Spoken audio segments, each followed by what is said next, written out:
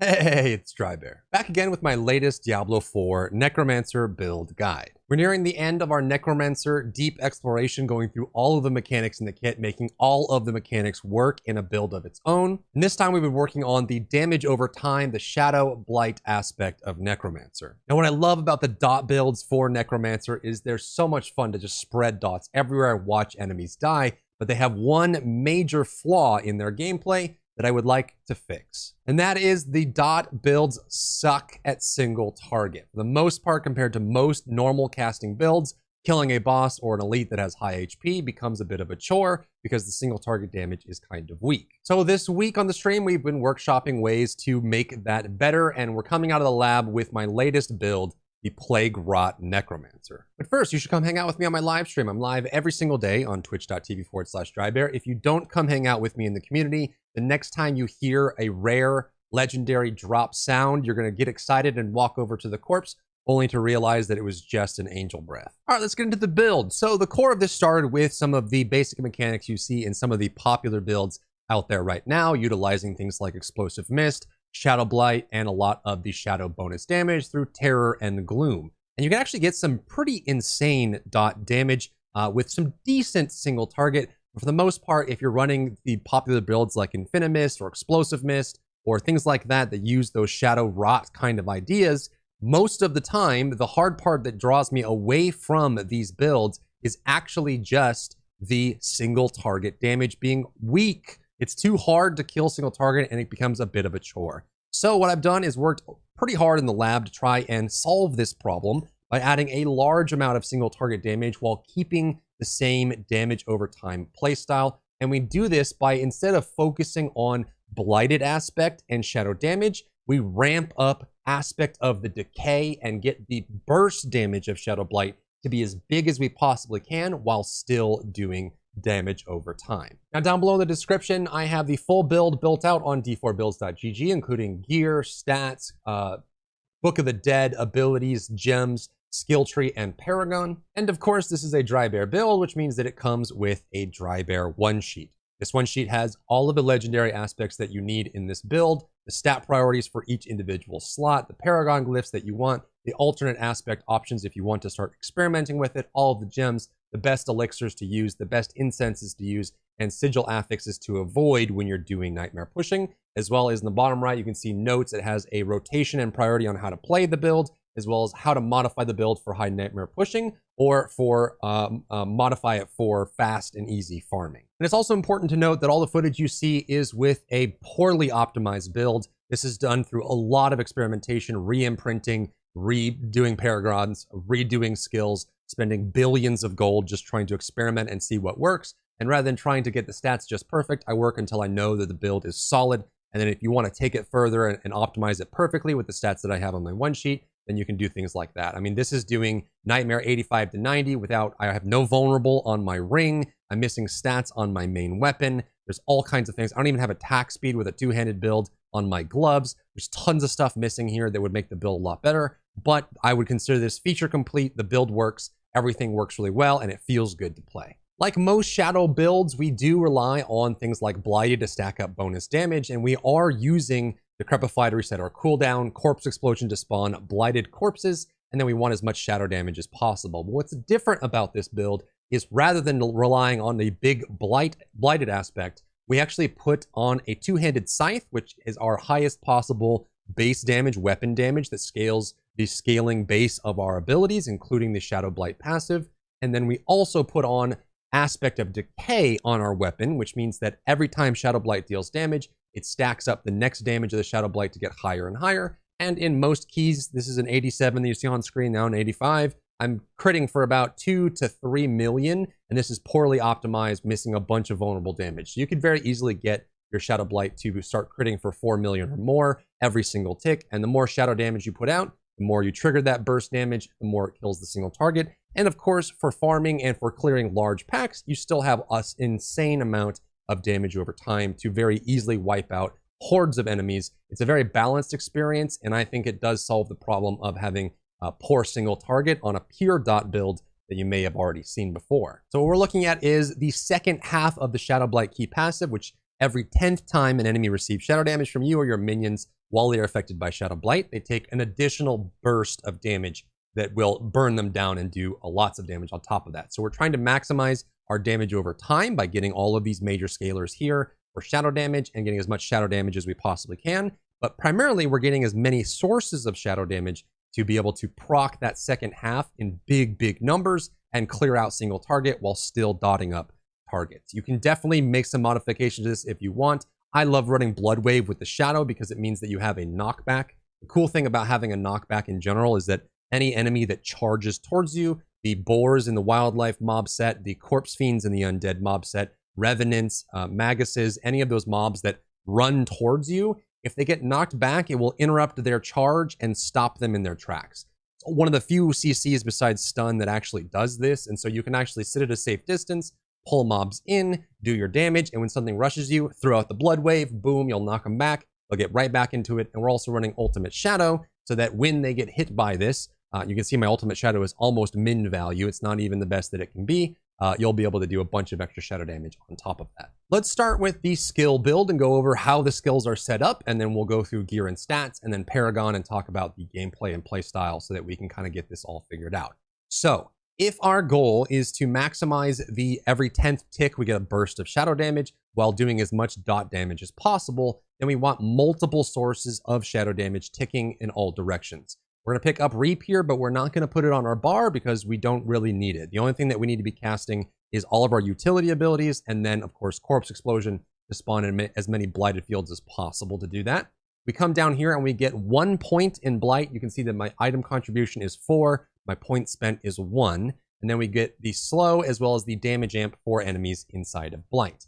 The reason we do this is because we will be running Shadowed Plunge, or Plunging Darkness, makes Bone Prison spawn Blight, and then we also run Void, which means that the Blight that spawns inside of Bone Prison pulls enemies in. And what's great about this is that you can use it anytime. The Void pull from Blight has no diminishing return. It will always pull no matter what. It's one of my favorite CCs in the game because it doesn't ever run out. You can always pull with this, and it's great to be able to start this or bridge between CC immunity when things get stuck and be able to group enemies up. And the more they're grouped up, the more they're standing on side. You have Blight and Corpse Explosion Blight, a very circular AoE that stands in an area. The more you can pull enemies into that, for each enemy that's getting hit by it, you're stacking up your Shadow Blight, you're doing more shadow damage, all of that is working. So you want them to be as condensed as you possibly can, and we do this by having Bone Prison into the Blight that drops and gives us a pull on top of that. Super cool, gives us a lot of value on top of that. And of course, we get an extra dot from it, plus a slow, plus damage amp on that as well. We want as many corpses as we can get because we do want to be detonating them regularly in order to get the blighted corpses up. So we run Hued Flesh for that. And we do want Blood Mist as well. This is one of the most required abilities in the Necromancer kit for pushing High Nightmare, but it actually works well in this because we can make it so that it drops corpses, we become immune, and then we also can run the Explosive Mist legendary, which means that when we Blood Mist, it causes corpse explosions, makes blights, and resets its own cooldown.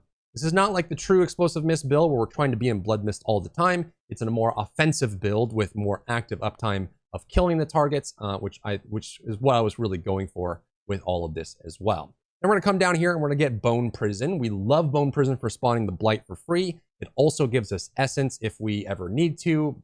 Don't really need it with this build, but we also can get that as well. And then primarily it gives us a way to stop enemies that are hyper fixated on you as the player. This happens all the time.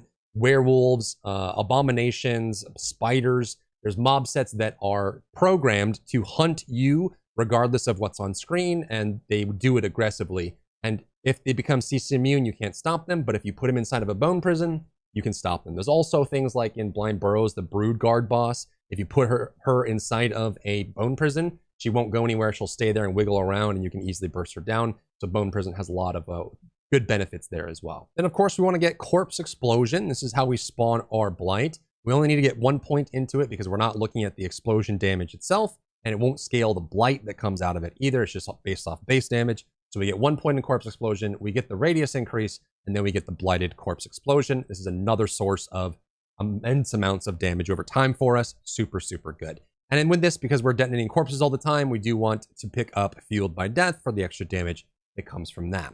We come down here, and the required stat for every Necromancer build is Death's Embrace. You need the extra damage reduction for close from this, and you do get some close damage out of it as well, which makes it a pretty efficient node. You can also get points into Death's Reach, as we will be sitting at a safe distance for the majority of the gameplay, which is pretty cool. And then we have Decrepify for the cooldown reduction. This one is also very common in the Necromancer kit. It's just good. It gives us damage reduction, it slows enemies for grouping, and it gives us cooldown reduction, which is very, very useful. And it gives us a 9% increased damage when targets are decrepified. So you want to keep this rolling at all times. We come down here and we do want to pick up Necrotic Carapace as well as Drain Vitality. These two passives allow us to gain Fortify from Blood Wave and from Blood Mist, as well as generating corpses that will give us Fortify as well, which is pretty cool. So some good value out of that. You can swap these out if you decide to go for Topazes in your gear and not Sapphire for damage reduction while fortified. If you don't want to run Fortify, you can drop that. But you can even put more into Coalesce Blood, because this will make the Shadow Dot damage from your Blood Wave scale up as well, which is pretty cool.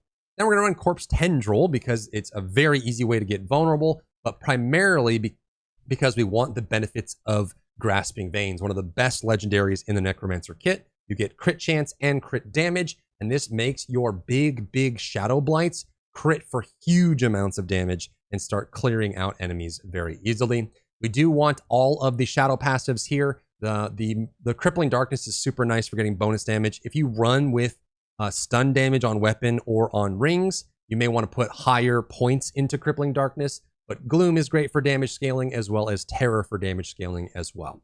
We're gonna come down here and we're gonna pick up Blood Wave. This gives us a way to slow enemies. It spawns Blood Orbs, which will give us a way to get insane amounts of damage. Every time you do a Blood Wave, you get 3 Blood Orbs. Collecting this gives you 15% multiplicative damage. You can also get additive damage from Invigorated and these nodes here for damage after picking up Blood Orb, and it can really help you burst through single target bosses and heavy elites for that main reason, which is pretty cool. Then we also want standalone damage reduction with no minions. Be careful with this, because currently right now, until they fix it, each segment of Bone Prison counts as a minion. I'm hoping that with Season 1 they fix this problem, but just remember that you do lose a little bit of damage reduction while Bone Prison is up. So if you think you're going to take a damage, you may want to bring the Bone Prison down. But one of the cool things about Bone Prison, especially if you're running the Vulnerable, is that you can leave it up for permanent Vulnerable application as you're bursting down targets, keep them trapped, and then you can scale things off of that, which is really nice. And then you also want Memento Mori for scaling the sacrifice bonuses. We get really good stats from our sacrifice minions, which is cool. And the last one that we want is Shadow Blight. Closing this out, since I always forget this and I'm trying to be better about it, is the Book of the Dead for Necromancer. For Warriors, it's a very easy choice. We pick up Shadow Damage here. This scales everything. Our dots, which can't crit unless you're running the Wither legendary node, but in general can't crit. So having the Shadow Damage makes everything better. For Mages, we want to sacrifice Cold for vulnerable damage. This is insane. One of the best stats in the game, if not the best stat in the game. And lastly, we want crit damage from the Iron Golem sacrifice, which makes our Shadow Blight crits go even higher. Link down below in the description and in the comments is my one sheet, which has all of the proper stats and all priorities for the gear that you want laid out in one sheet. Explosiveness on Helm for farming. You can also run with Exploiter on Helm, because between your CCs, your Shadow Stun, as well as Corpse Tendrils, you will be triggering the built-in DR, which causes Unstoppable on targets, which can give you up to 15% bonus damage on those targets as well. And then for Helm, we want cooldown reduction, max life, total armor, and then you can run Decrepify, which will give you a little bit more damage reduction and slowing, or CC duration to make those stuns last longer.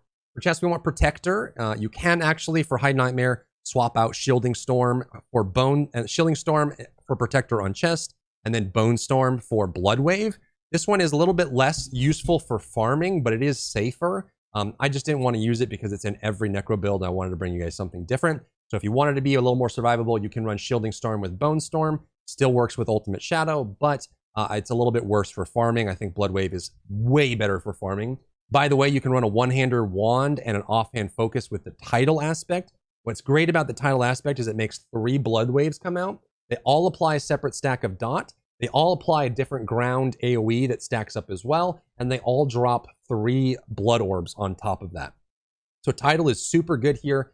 But for pushing High Nightmare, I needed the extra damage from the two-hander, and Tidal was the one that was the lowest common denominator that needed to come out. So that one got swapped out for High Nightmare. But for farming, you can run One Hand Wand for more lucky hit procs, and then a focus with Tidal on it, and it's a breeze to farm with this. You just send your sewage wave all over the place and kill everything on screen. For chest, we want all damage reduction, and then we want max life or damage reduction close. For gloves, Ultimate Shadow is a great pickup here. And then you want ranks of blight, percent lucky hit, and most importantly, you want attack speed on your gloves. The reason for this is when you're using a two-hander and you're doing things like Corpse Explosion, it takes a while to get through them, but trust me, it's worth it for the extra damage bonus on the two-handed scythe. When you get those big bursts of Shadow Blight, it really helps balance the build out. So that extra 15%, 16% attack speed you can get on your gloves makes the Corpse Explosion process a lot easier to deal with. And then you want Shadow Dot. For pants, you want Disobedience. This one is kind of a mainstay. And then DR all, and then max life, or DR close, or you can get ranks of Bone Prison if you want the segments to be able to live longer in difficult content.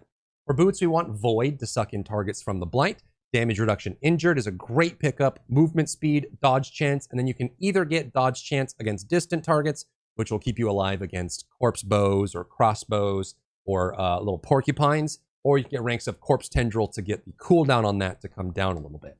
For Amulet, we want Blighted. This gives us our second best offensive slot. We get 180% damage off of Blighted on our Amulet, and then you want to run damage reduction, total armor, cooldown reduction, and then gloom or shadow damage over time, or you can also run like damage reduction distant if you want a little bit more defense in there as well. For rings, you want vulnerable damage, number 1, very important. Lucky hit percent, we don't have a wand or an offhand here, so we're missing a little bit of lucky hit. We need lucky hit on the rings to make this work. And then damage over time makes all of our dots better, and then the burst damage works fine on its own with vulnerable damage. Then you want to run either max life or percent shadow damage. I recommend max life, it's very, very good. You could also run things like damage to slowed or damage to stunned. All of those are about equivalent in value overall. And then for weapon, your two-hander, that's where you want to run decay. The one thing I'll point out here is I have an average decay on my weapon here. I ended up moving decay onto, I have it on offhand, gloves, 2 different rings, and 2 different amulets I have decay. I ran out of legendary aspects to imprint when I was experimenting a whole bunch. So I didn't have any leftover max roll ones to get this. But you can see that even with this kind of average middle of the road decay, it's still clearing High Nightmare. You can get this up to 80% per stack times 5, which means that my Shadow Blight crits that you saw in the gameplay could be 80 to 100% more multiplicative. They could be significantly better. Even with just the numbers that we have here, it's still doing a significant amount of damage. Very, very cool. We like that a lot. Very, very good. And then for Paragon here, we'll go over in a minute. Alternate aspect options, you can run Tidal. It makes farming a lot easier, but I would swap it out. I think Plunging Darkness and Void wins out in difficult content. Having that non-DR pull saves your life. Trust me, it's very important. And it pulls targets onto Blight, which gets you more Shadow Blight procs. You can also run Greaves of the Empty Tomb in place of boots. You can run Void onto Helm, run Greaves of the Empty Tomb, and run Sever, because the Greaves of the Empty Tomb unique does give Sever another Shadow Dot. This is actually higher damage. So if you really just care about damage, run Greaves of the Empty Tomb. You can swap something out for like Sever. You can swap out Blood Mist, or you can swap out even manually casting your Corpse Explosion for Greaves of the Empty Tomb, and the damage skyrockets. The problem is you lose out on a lot of survivability, and it's hard to do difficult content with anything different than what I have here on screen. You can also run Aspect of the Damned. You can swap out something like Blood Mist for the curse, the Iron Maiden curse, that gives you 40% extra damage, super nice. And then you can run Exploiter on Helm as well if you don't care about spawning blights with your Blood Mist. For gems here, I like Sapphire if you can manage your extra Fortify. You get plenty of Fortify from Blood Wave and Blood Mist and from spawning corpses.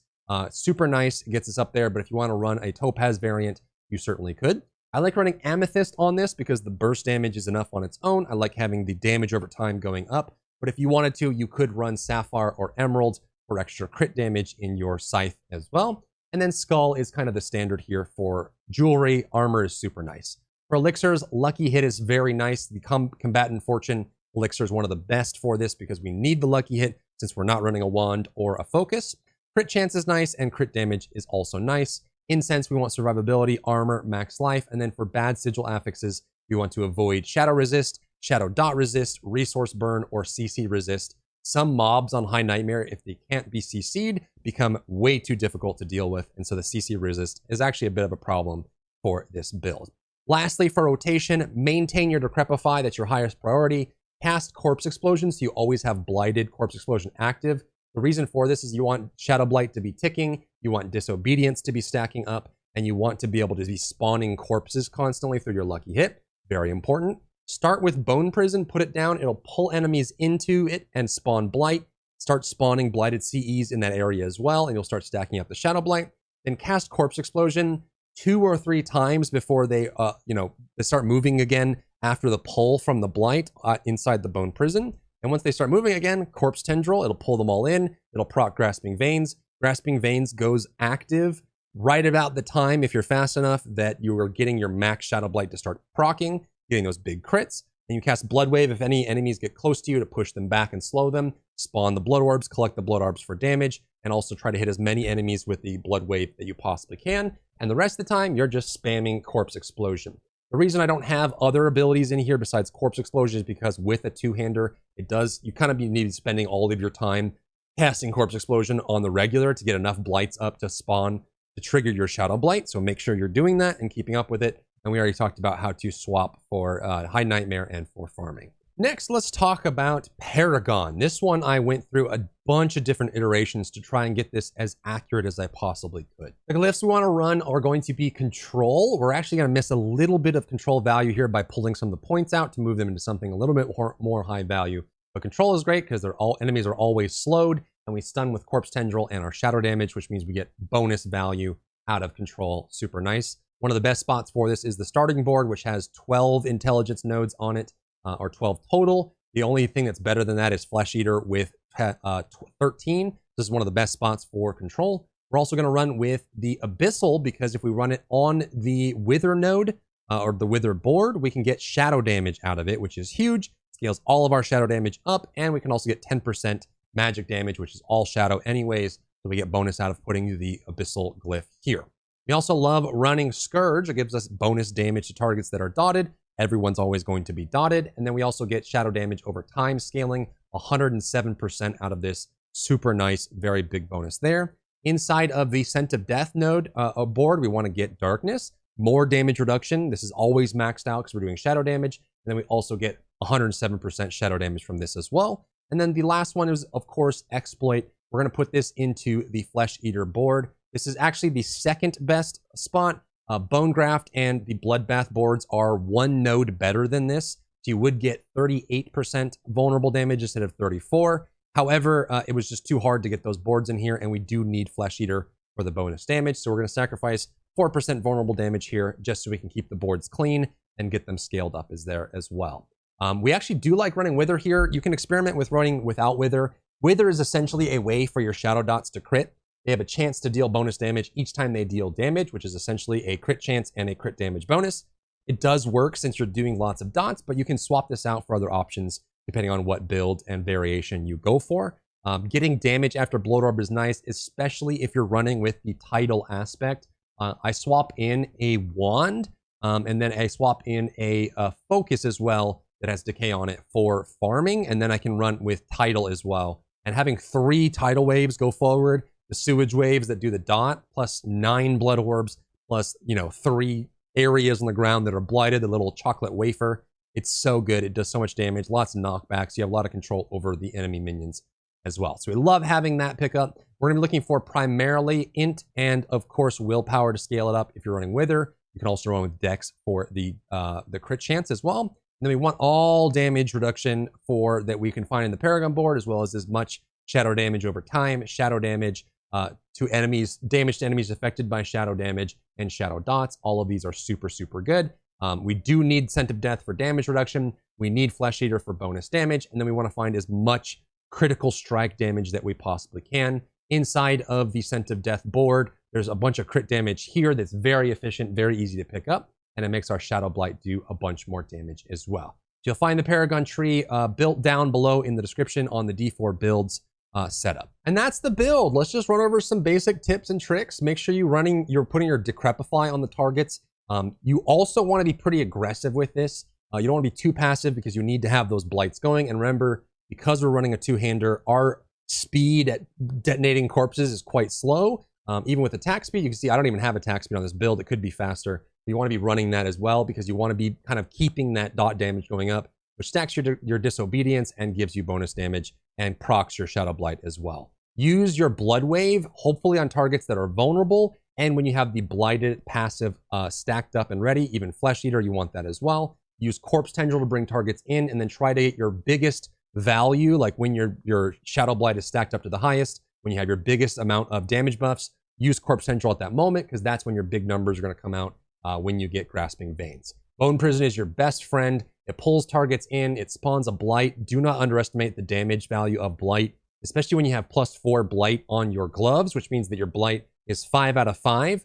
Insane damage, gives you a bunch of extra value, and it triggers your Shadow Blight, which is super nice as well. Use Blood Mist to go through difficult packs that are in your way, or if you're running Explosive Mist, to spawn your blighted corpses and spawn more corpses as well. Keep Decrepify up, keep that going as well, and then the rest of the time, you're just detonating corpses, detonating corpses, detonating corpses, over. The more sources of Shadow Dot and deployable Shadow damage that you have, the faster it triggers up that Shadow Blight bonus. That's when you start getting those multi-million crits just start triggering. And the more enemies you have there, you'll just see these numbers just popping, and bursting targets down while damaging them with damage over time at the same time.